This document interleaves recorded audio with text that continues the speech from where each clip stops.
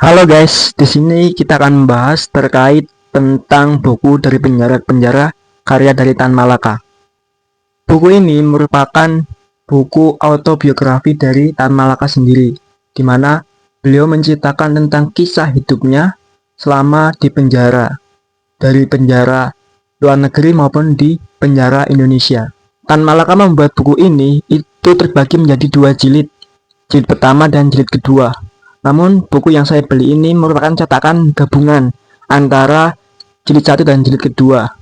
Jadi saya membaca ini itu sudah termasuk dua jilid. Awal mula Tan Malaka membuat buku ini itu berawal dari banyak sekali teman seperjuangannya yang merekomendasikan untuk membuat buku ini. Awalnya beliau menolak, namun selama beberapa bulan dan akhirnya beliau mau untuk menulis buku tentang dirinya sendiri. Dan itu berawal dari ketika beliau dipenjara dalam Magelang.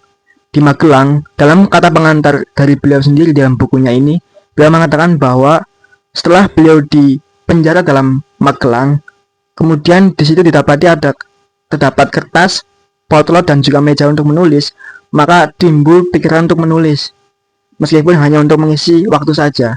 Jadi awalnya beliau itu hanya sekedar menulis untuk mengisi waktu saja di dalam penjara di Magelang. Dalam kata pengantarnya, beliau juga mengatakan bahwa apa yang saya tulis hanya sebagian dari sejarah yang erat hubungannya dengan mengupayakan kemerdekaan dalam arti politik dan ekonomi. Pada intinya, dalam buku ini, beliau menceritakan tentang perjalanan hidupnya sebelum, sedang, dan sesudah ketika beliau dipenjara di Hindia Belanda, Filipina, Hong Kong, dan di Republik Indonesia.